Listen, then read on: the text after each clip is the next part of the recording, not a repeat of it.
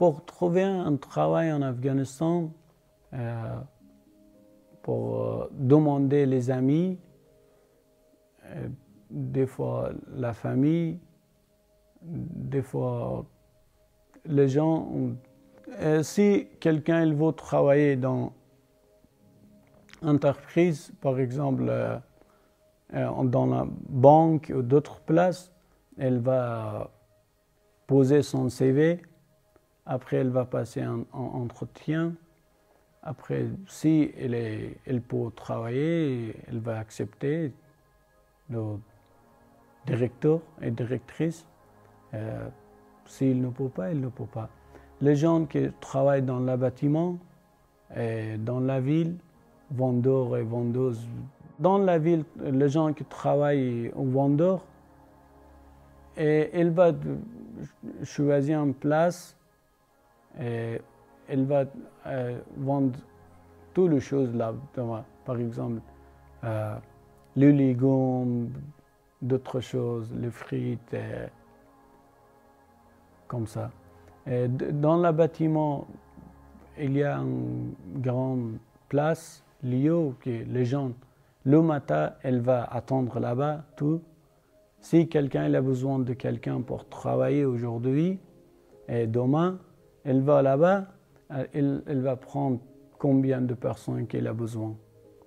2, 3, toute la journée. Après la journée, elle va payer directement. S'il a besoin encore, après elle va dire j'ai besoin de toi, tu peux venir demain aussi. Si elle n'a pas besoin, après elle va donner son argent, après elle va dire tu peux, c'est fini le travail, juste un jour. Ça démarche comme ça, le type de travailler dans le bâtiment. Beaucoup de gens, ils vont en petit magasin comme Lidl ou Carrefour pour vendre les choses comme ça.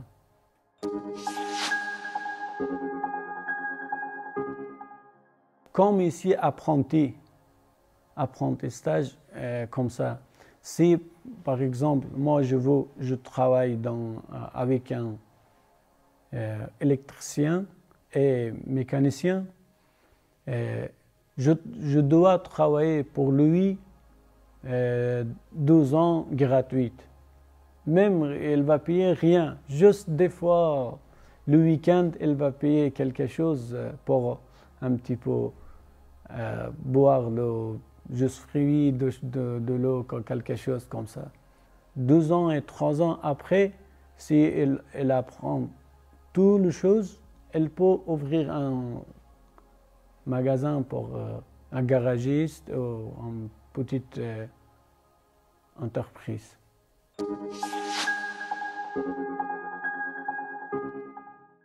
Connaissance est très importante pour trouver un travail. Par exemple, si mon frère il travaille dans une grande entreprise, après un ami qui va travailler là-bas, je vais présenter lui pour mon frère.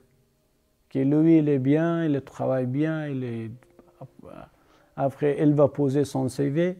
Si le directeur, il va prendre, il faut qu'il passe un entretien après.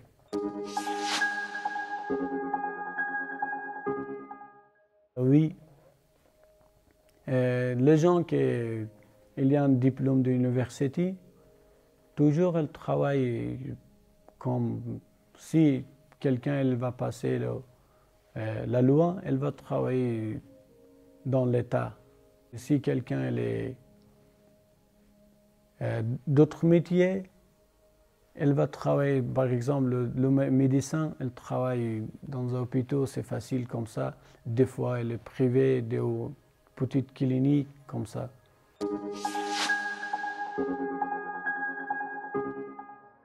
Oh, oui, dans la ville, oui. Dans la ville, les femmes travaillent facilement comme un professeur, médecin, dans un bureau. En village, il ne peut pas.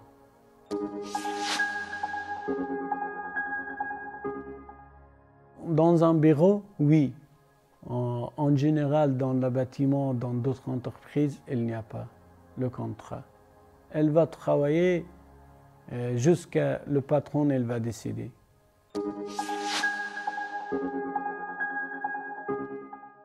Ça commence à 8 heures, comme ici, jusqu'à 5 heures. Il y a deux pauses, midi ou midi, 2 heures. À midi jusqu'à 14 heures. En général, chez nous, vendredi, c'est le week-end. On va reposer, on va visiter les parents chez amis, on va au cinéma ou pique-nique, d'autres choses comme ça.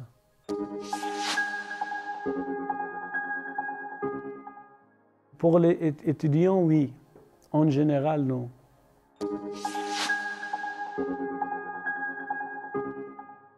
Oui, un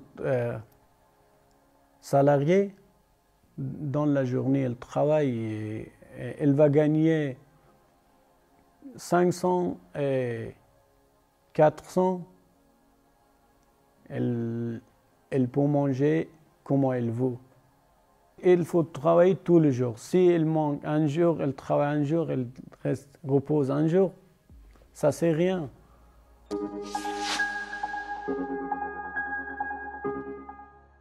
Non. Si tu travailles, tu gagnes un peu d'argent. Si tu ne travailles pas, c'est rien. La famille, elle va s'occuper de toutes les choses de son garçon. Avant, c'était comme ça, comme en France. Si les gens travaillaient dans l'État, après, il a arrêté son travail, il y a un petit chômage et retraite. S'il travaille privé, il n'y a pas de chômage, il n'y a pas de retraite. C'était avant, oui, il y a de retraite, il y a de chômage, il y a, comme ici, restaurant de corps. Malheureusement, à cause de la guerre, on va perdre tout ça qui, depuis 40 ans, il n'existe plus.